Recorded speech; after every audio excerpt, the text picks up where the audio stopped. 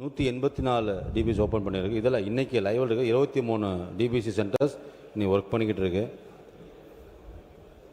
இது மாவட்டத்தை பொறுத்த வரைக்கும் வேலூர் மாவட்டத்தில் மொத்தமாகவே இந்த வருடம் இந்த 24-25 சீசனில் இது வரைக்கும் ப்ரொக்யூர் பண்ணது 2,69,767 மெட்ரிக் டன் வாங்கியிருக்கோம். இது ப்ரையாரிட்டிங்கிறதில்ல, எல்லா மாவட்டங்களும் எல்லாமே விவசாயிகள் தான். விவசாயம் பண்ணி கொடுத்தா மட்டும்தான் நம்ம அந்த நெல்லுகளை அந்த பயன்படுத்தி அது மக்களுக்கு பல ஸ்கீம்ஸுக்கு எல்லாத்தையும் கொடுக்க முடியும். 2 கோடி 20 லட்சம் மக்களுக்கு பயன்பாடு அரிசி கொடுக்குறோம். அதனால் எந்த இடங்களிலும் எங்கெல்லாம் கோரிக்கைகள் இருக்கோ அதை உடனடியாக சீர் செய்கிறோம். இரண்டாவதாக அவர் நிறையா ஸ்டாக் இருக்குது அப்படின்னாரு. மிகப்பெரிய போராட்டத்தை ஏற்படுத்து அரசியலமைப்பில் முதல் அமெண்ட்மெண்ட்டை கொண்டு வந்தாங்க. ஓகேங்களா? ஆனால் நான் என்ன பதிவு பண்றேன்னா, போன ஆட்சியில் சமூக நீதி பேசக்கூடிய திமுக சாதிவாதி கணக்கெடுப்பை பத்தி பேசவே கிடையாது. அது ஒன்றிய அரசு தான் செய்யணும். ஆனால் Telangana government, west Bengal government, பீகார்ல 3 மாசத்துல சாதிவாரி கணக்கெடுப்பு நடத்தி சோசியல் எக்கனாமிக்கல் ஸ்டேட்டஸ் அதை கொண்டு வந்து நடைமுறைப்படுத்தினாங்க. ஏன் கர்நாடகால முன்னாள் முதலமைச்சர் சீதாராமையா கொண்டு வந்தார் அதை. ஆனால் இங்க இருக்கக்கூடிய சமூக நீதி பேசிய திமுக சாதி வாரி கணக்கெடுப்பை ஃபைல தூக்கி எங்கேயோ போட்டுட்டாங்க. எங்களுடைய முதலமைச்சர், எங்க அரசு தான் சமூக நீதி கணக்கெடுப்பை இன்னைக்கு வந்து டிக்ளேர் பண்ணிக்கிறத பதிவு பண்றோம். ஏன் அவங்க நடத்தலன்னு சொல்லுங்க. ஒன்றிய அரசு, சென்ட்ரல் கவர்மெண்ட், பிஜேபின்னு சொல்லி தப்பிக்க கூடாது. ஏனால் மாநில அரசுக்கு உரிமை இருக்கு. சாதி வாரிய கணக்கெடுப்பு நடத்துறதுக்கு மாநில அரசுக்கு உரிமை இருக்கு. உறுப்பினர் கோவை சரி நான் அனுமதிக்கிறேன். நீங்க முடிச்சு வைங்க. இதுக்கு மேல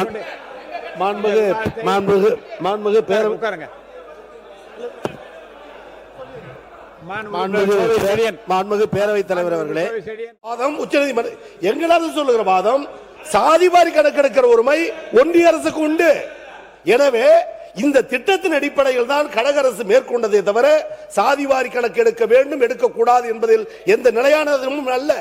மாறாக அது செய்வதற்கான உரிமை ஒன்றிய அரசுக்கு உண்டு, வலியுறுத்த வேண்டிய கடமை அவர்களுக்கு உண்டு. எனவே அந்த அளவில் தான் திராவிட முன்னேற்றம் கையாண்டது. எந்தைக்கு தாழ்த்தப்பட்ட மக்களுக்கு அரண் திராவிட முன்னேற்ற கழகம், அதன் தலைவர் கலைஞரும் எங்கள் அண்ணன் தளபதி என்பதை பதிவு செய்கிறேன். நன்றி. உறுப்பினர் ராஜா அவர் தொடர்ந்து நீங்க பேசினா போதும். இது அதை முற்றுப்புள்ளி வைத்து அவர் பேசுவான்னு சொல்லி முற்றுப்புள்ளி இதுக்கு மேல கிடையாது. உறுப்பினர் ராஜா அவர்கள், உறுப்பினர் ராஜா பேசுங்க. உறுப்பினர் ராஜா அவர்கள் 10 ஆண்டுகளுக்கு மேல் உள்ள சிறைவாசிகளை நன்னடத்தை சான்றிதழ் பெற்று சிறையில் எவ்விதமான குற்றச்சாட்டுகளும் செய்யாத சிறைவாசிகளை விடுதலை செய்தார்கள்.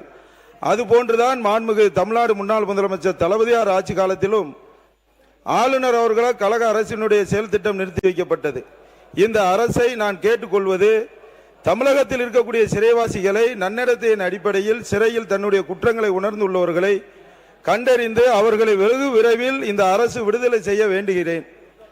கிறிஸ்துவ திருச்சபைகளில் இறந்தவர்களை புதைக்கும் மயான இடங்களை அரசு சார்பில் கண்டறிந்து வழங்கிட தொடர்ந்து கோரிக்கை வைக்கப்பட்டு வருகிறது. எனவே இது குறித்து முழுமையான ஆய்வு மேற்கொண்டு அவர்களுக்கான இடங்களை ஒதுக்கீடு செய்து தர வேண்டும் என்றும், இந்தியாவிலேயே ஆளுமை மிக்க மாநிலமாக பல துறைகளில் மத்திய அரசின் விருது, சட்டம் ஒழுங்கு பாதுகாக்கப்பட்டது, கிறிஸ்தவ தேவாலயங்களுக்கு பராமரிப்பு மற்றும் சீரமைக்க 5 கோடி ஒதுக்கியது, விவசாய கடன் தள்ளுபடி ரூபாய் 12,110 கோடி, குடிமராமத்து திட்டம், இஸ்லாமியர்களுக்கு ஹஜ் புனித பயணத்திற்கு மானியம் 10 கோடி உயர்த்தி வழங்கியது.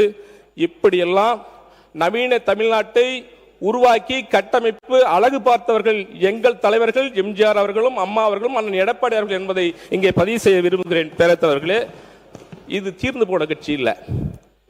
திட்டங்களால் வளர்ச்சி பெற்ற நவீன தமிழகத்தை உருவாக்கிய சிற்பிகள் புரட்சித் தலைவர் எம்ஜிஆர், புரட்சித் தலைவர் அம்மா, அண்ணன் எடப்பாடியார்கள்.